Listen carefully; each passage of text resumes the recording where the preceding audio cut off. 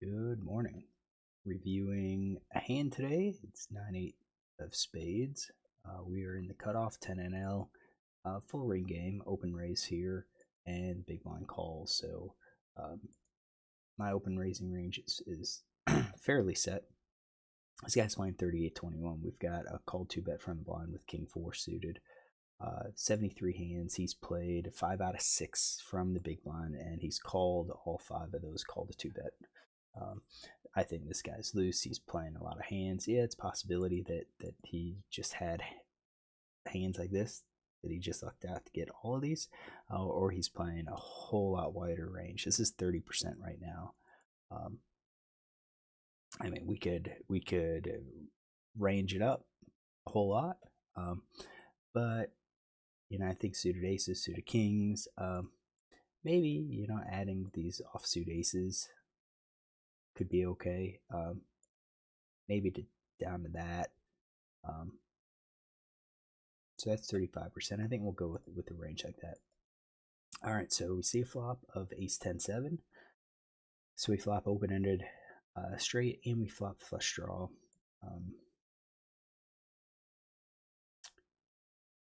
I think so. Villain checks us. He does donk. 1 out of 8. We don't have any notes on him on what he does that with. This could be a situation where he could donk. Maybe like ace-9, ace-8, ace-7, something like that. Or he might just check call. In any case, he checks, so we're going to leave 100% of his range in, and then we're looking at our range. Villain misses a lot, but he does connect quite a bit with all those middle cards, with the 10, the 7, and I think he's calling with all of those. If he's going to be playing the number of hands that he's playing, you're looking at probably calling any pair, calling flush draws, calling open-ender, calling gut shots. Probably not the 2-card backdoor flush draw, since there's 2 spades on the board. So 83% I think is what he's looking at calling. Does he check raise at all? Probably not. I mean, it's hard to say what a player would do, but I don't think we're going to play for a check raise at this point. I think we would assume it would just be a check call. So what do we do with villains? Wide range. Oh, this is villains wide range. So 89% out of those hands. Well, let's break it down to the draws. Flush draw, open ender, gut shot. That's 30%. If we do 15% value, then we're looking at a 45% c-bet range. We're probably not c-betting a huge amount. So let's just break it down to there. Flush draw, open ender, gut shot.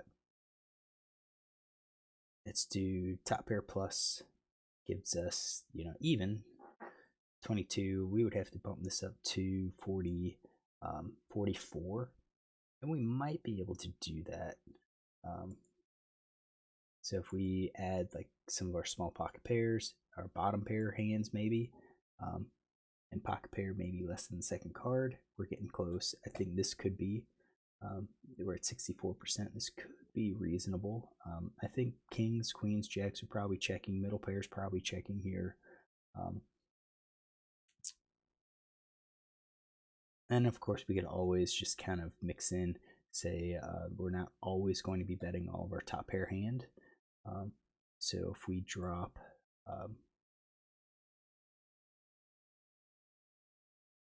if we keep some of these in our range,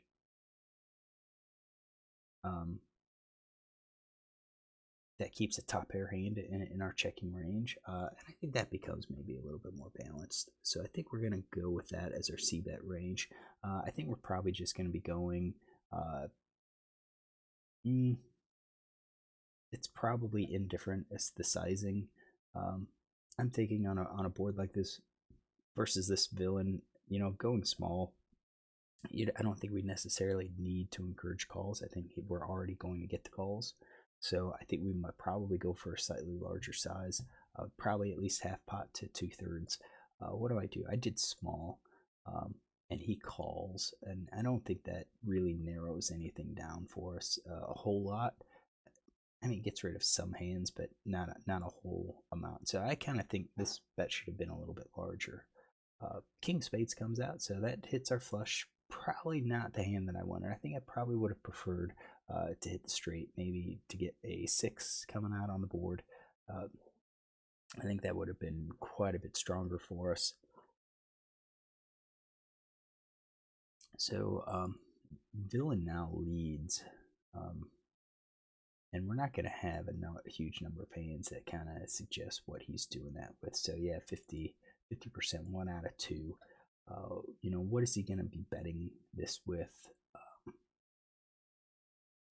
I personally, it doesn't make sense to do it with the flush. It doesn't really make sense to do it with the straight. Probably not even the set. I think these are probably just check call, and I'd say the 2 pair as well. I think maybe top pair though could be a bet here, and maybe a stronger top pair like ace 10 or ace jack, ace queen, where you also have a gut shot. They don't want the board to check through and give flush draw or straight draw a chance to get there. He could also be doing it if he has like any of these nut flush draws, so like the ace of spades along with those hands. Maybe even second nut would be the queen.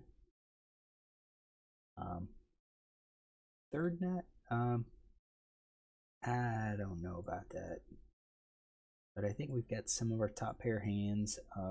Maybe the middle pair leads.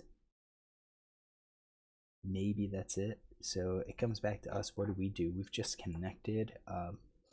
Obviously, we could be behind to Queen Jack that's betting here. If we think he's betting the straight, and again, it's one of those things where it's like, yeah, we've got the flush. He has a straight. We beat him. I don't think normal players are going to be betting like that. Not when the flush gets there. I could see if this was like the King of Hearts or the King of Clubs. I could see where the straight could lead here. So the question is, what do we do? Do we raise? Do we just call? I think we're gonna have some raises in our range. I think maybe we're gonna have to check this out with that GTO, but I think we are going to have some raises in our range, and those ranges will include some of these nut flush draws. Where we have the ace of spades, and that's gonna obviously block villains hands as well. But then, if we have the nut flush draw, and then maybe also some of our nut flushes, probably not all of them. So I think maybe those leave like ace queen, ace jack in the range, so that they can let's do this, so that they could possibly still be in villain's hand. That's kind of what I'm thinking with those.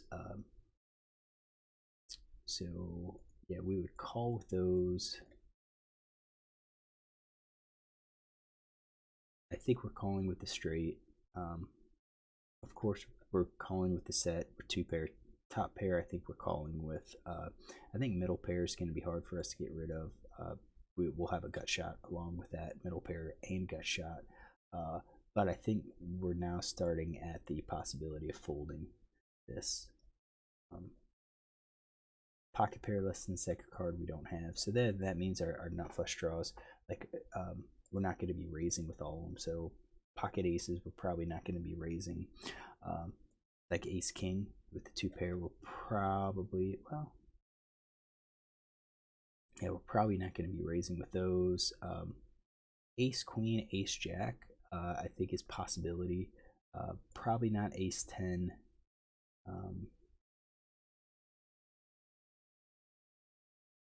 I guess Ace 10, Ace 9, Ace 8.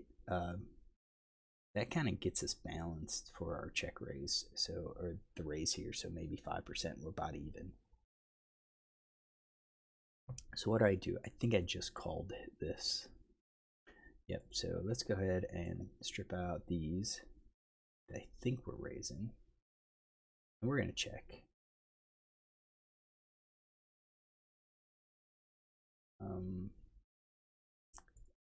Let's X those out. There we go.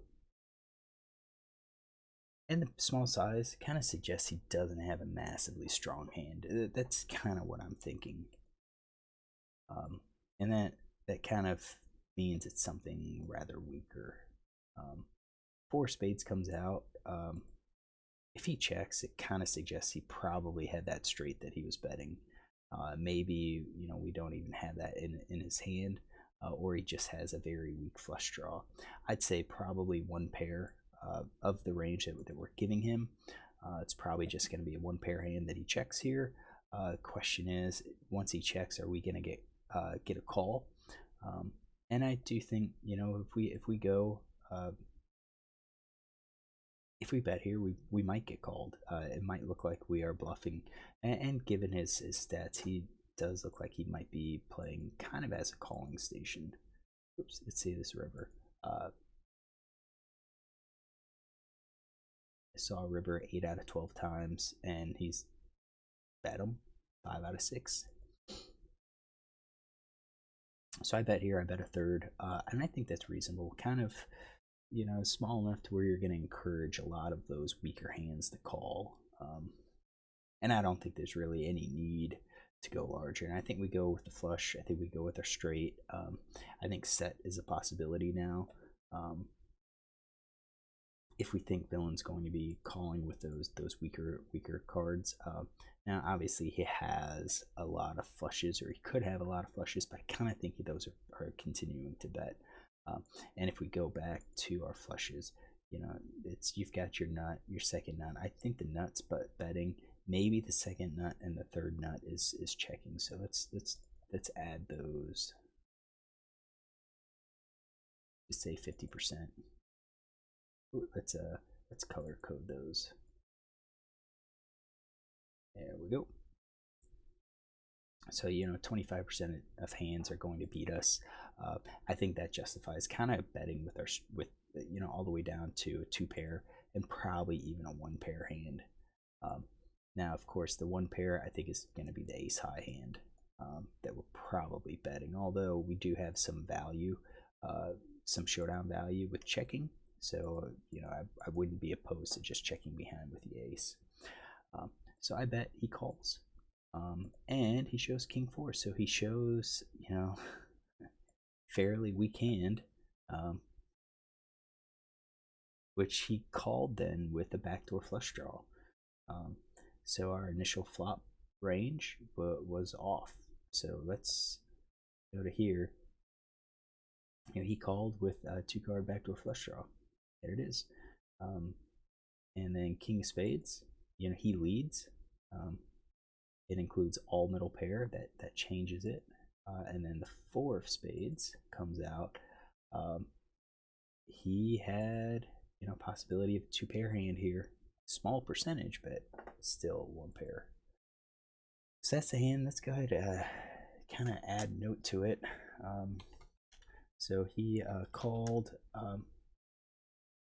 cut off 3 big blind RFI in big blind with king 4 hearts. Is out of position, check called 33%, bet 33%, and then check called 33% on ace of hearts, 10 of spades, 7 of spades, king of spades, 4 of spades.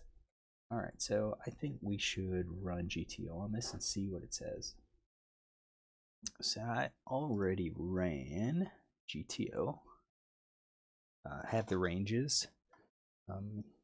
So we programmed to check for villain initially, so then it's on us. Looks like we are checking 70% of the time. I think going back to our flop bet here,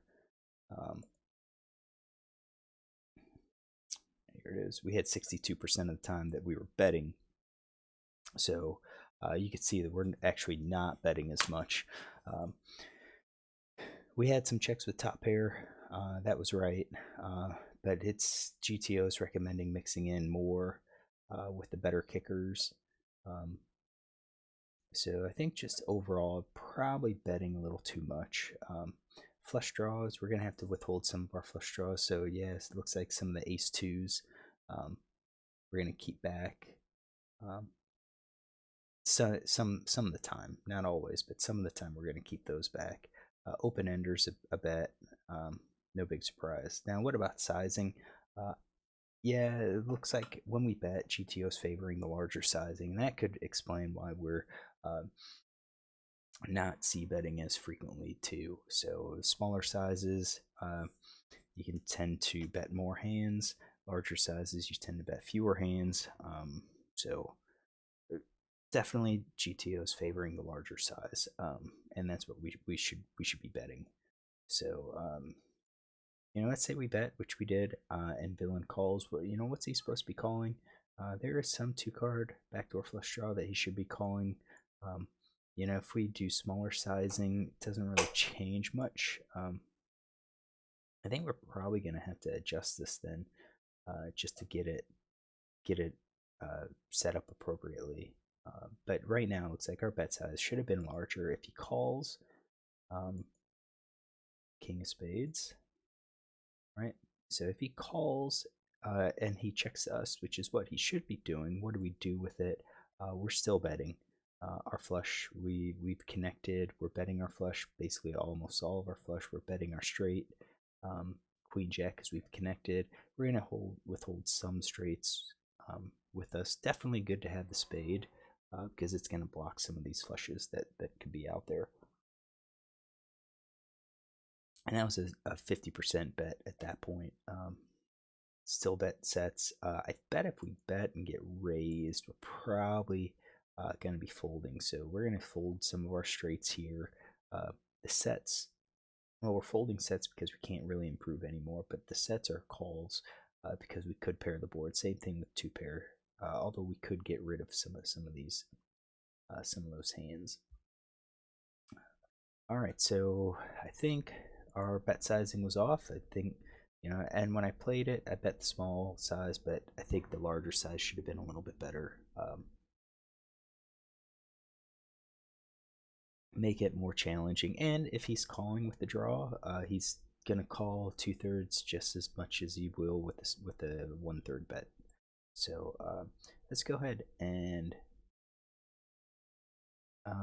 let's edit the tree.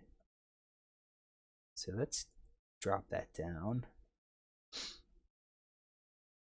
Accept changes, confirm. Let's run the solver because this is how we actually played it. So we'll be back.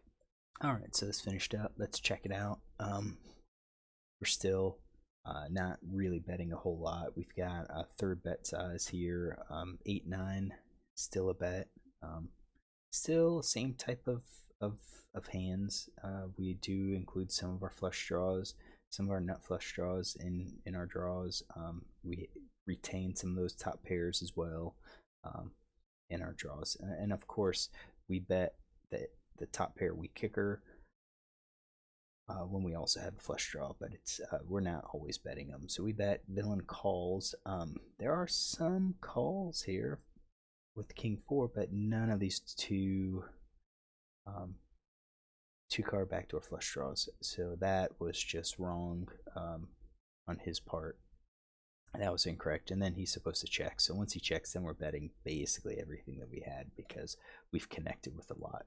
We've connected with our straight, we've connected with our flushes. So I think what we're going to have to do is adjust this. So let's go back to our flop here. So let's adjust this to what GTO is recommending. We'll set these at like 50%. We'll have our flush draw at say like 50% here because we're going to need some checks here. Oops.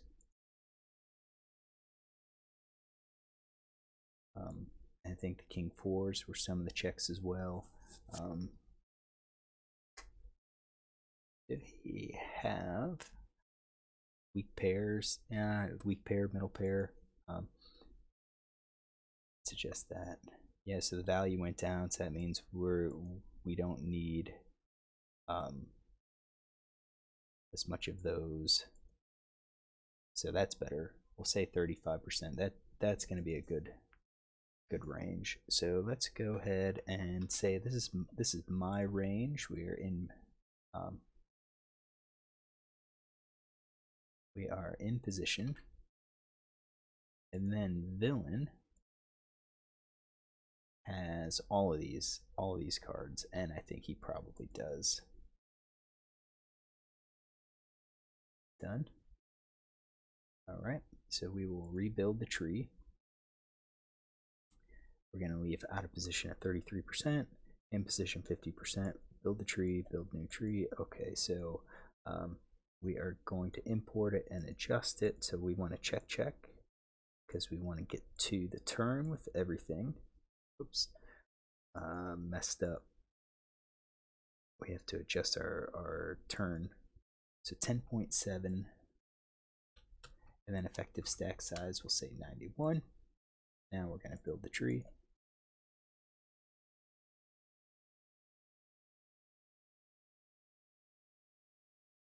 Except go to the turn, and we are going to, that's a 33%.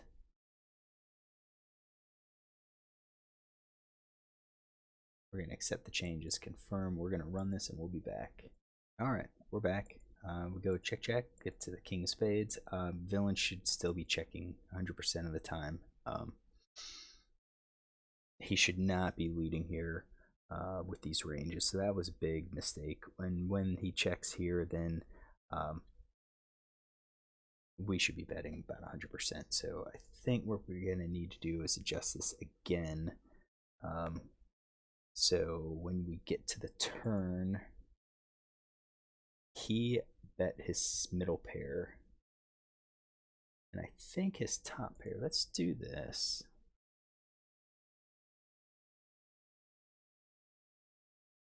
Let's adjust this.